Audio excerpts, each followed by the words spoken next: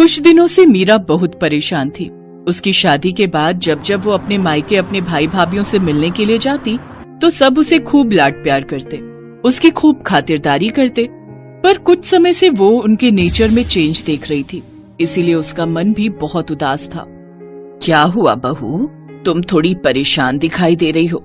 मुझसे कहो, मैं भी तो तुम्हारी माँ हूँ। माँ जी, शादी से पहले भैया भाभी मेरे से बहुत प्यार से बात करते थे, मेरी छोटी छोटी जरूरतों का बहुत ख्याल रखते थे, मुझे किसी भी चीज की कमी नहीं होने देते थे।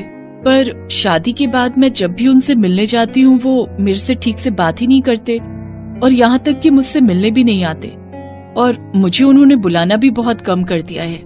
आखिर ऐसा क्या हुआ है जिस वजह से वो लोग मुझसे बात करने से कतराने लगे हैं? हो सकता है बहू ये तुम्हारे मन का वहम हो। पहले तुम उनके साथ रहती थी ना, तो तुम्हें इस बात का एहसास नहीं होता था। अब तुम उनसे दूर हो, इसलिए तो उन्हें ज्यादा याद करने लगी हो, तभी तुम्हारे मन में ऐसे विचार आ रहे हैं। मुझे नहीं लगता कि ऐसा कुछ उनके मन में होगा।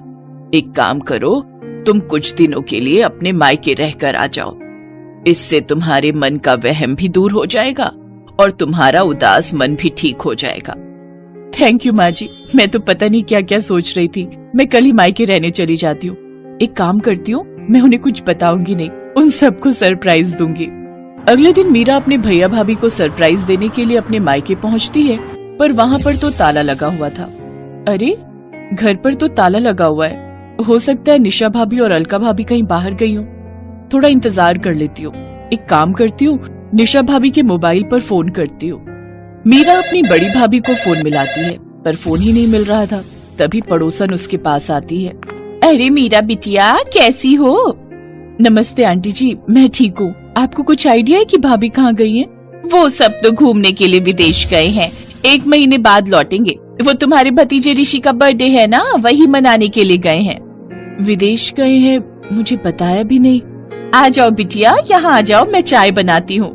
नहीं आंटी जी, मैं फिर कभी आऊंगी, अभी मैं चलती हूँ। नमस्ते आंटी। मीरा के दिमाग में बहुत सी बातें चलने लगी। पूरे रास्ते कुछ न कुछ सोचती रही।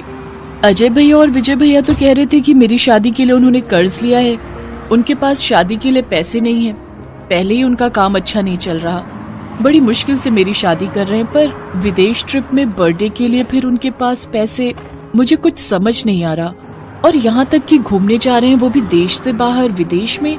मुझे एक बार फोन करके बताया तक नहीं। उलझन भरी बातें मीरा के दिमाग में चलती रहीं। जैसे ही वो वापस ससुराल पहुंची तो उसकी सास और पति दंग रह गए। अरे मीरा, तुम वापस आ गई? तुम तो भैया भाभी के घर रहने गई थी ना? क्या हुआ बहू, तुम लौट क्यों आई? भैया भाभी आउट ऑफ इंडिया गए हैं ऋषि का बर्थडे मनाने के लिए। सब लोग 1 महीने बाद लौटेंगे। मुझे एक बार भी फोन करके दोनों भैया और भाभी ने बताया तक नहीं। मैं यही सोच रही हूँ, कम से कम एक फोन तो कर देते। हमसे तो उन्होंने कहा था कि हमारे पास शादी के लिए पैसे नहीं हैं, इसीलिए अमित ने लोन लेकर पूरी शादी का खर्च उठाया था। वैसे मुझे ये बात कहनी नहीं चाहिए बहू, पता नहीं तुम क्या सोचोगी, पर उन लोगों के पास विदेश घूमने के लिए पैसे कहाँ आए, जबकि पूरी शादी तो हमने की है। यही देखते हुए कि उनके पास शादी के लिए पैसे नहीं है। ये तो तुम दोनों की लव मैरिज थी, इसी वजह से ना मैंने कुछ बोला, ना तुम्हारे ससुर जी ने, और ना ही अमित ने। छोड़ो विमला, ये सब कहने की क्या जरूरत है? बहू पहले ही बहुत परेशान है, ये सब बातें सुनकर ये और परेशान हो जाएगी। कोई नहीं, मीरा हमारी बहू है, हमारा खर्चा हो या इसके मायके वालों का, बात एक ही है। अगले 1 महीने तक मीरा के भाई भाभीयों ने एक भी फोन नहीं किया। अचानक 1 महीने बाद एक दिन जब मीरा अपने पति अमित के साथ बाजार गई हुई थी, वहीं उसकी दोनों भाभियां उसे दिखाई दें, पर वो दोनों उससे नजरें चुराने लगी। सुनो, ये तो निशा भाभी और अलका भाभी है ना? इसका मतलब ये लोग विदेश से वापस आ गए, पर इन्होंने आकर भी मुझे फोन नहीं किया। चलो तो मैं बात करती हूँ। छोड़ो ना मीरा, जब उन्होंने ही तुम्हें याद नहीं किया तो तुम क्यों उनसे बात कर रही हो? रहने दो। नहीं, ऐसे थोड़ी होता है। जरा पूछूं तो वो मेरी भाभियां हैं, उनसे ये सब पूछने का तो मेरा हक बनता है। रुको, मैं अभी पूछती हूँ। मीरा जैसे ही अपनी दोनों भाभियों के पास जाने लगती है, उसकी भाभियां उसे देखकर इग्नोर करके चली जाती हैं। निशा भाभी, अलका भाभी, इधर। अरे, मुझे देखकर भी अनदेखा कर दिया। मुझे कुछ समझ नहीं आ रहा, आखिर ये माजरा क्या है? मैंने तुम्हें बोला था ना कि मत जाओ। देखो, उन्होंने तुम्हें देखा फिर भी नहीं रुकी। चलो अब घर चलते हैं।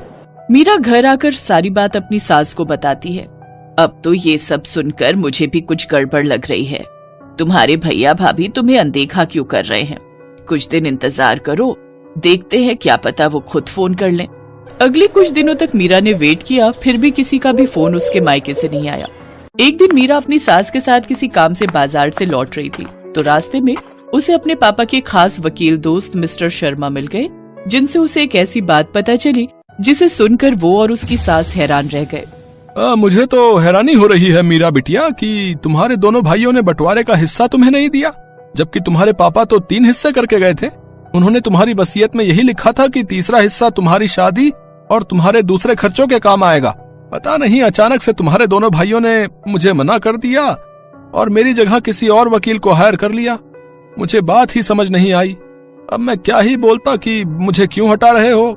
मेरा बोलना भी सही नहीं था ना, पर मैं ये तो कहूंगा बेटी कि तुम्हें अपने हक का पैसा लेना चाहिए। वो तुम्हारे पापा की आखिरी इच्छा थी कि तुम्हें भी बंटवारे का हिस्सा मिले। मुझे कहना तो नहीं चाहिए, पर कहीं ना कहीं मुझे लगता है कि तुम्हारे भाई भाभीओं ने तुमसे बेईमानी की है। मैं यकीन नहीं कर सकती कि मेरे अपने सगे भाई मेरे साथ ऐसा करेंगे। वकील अंकल प्लीज मेरी हेल्प कीजिए, ताकि मैं अपने हिस्से के पैसे अपने भाई भाभीओं से ले सकूं। एक बार वो कहते तो सही कि बहन हम तुझे बंटवारे का हिस्सा नहीं देना चाहते, तो मैं हंसते हंसते वो पैसे उन्हें दे देती। अरे मैं तो उनकी सगी बहन हूँ, वो मुझसे जान भी मांगते तो मैं दे देती, पर उन्होंने मुझसे इस तरह झूठ और बेईमानी के सहारे बर्ताव किया है, वो माफी के लायक ही नहीं है। प्लीज अंकल, मुझे किसी भी तरह अपने भाइयों से अपना हिस्सा लेना है। ठीक है, मैं तुम्हारी मदद जरूर करूंगा बेटी। है मीरा, तुमने बिल्कुल सही फैसला लिया है। मैं और बाकी घर के लोग भी तुम्हारे साथ हैं।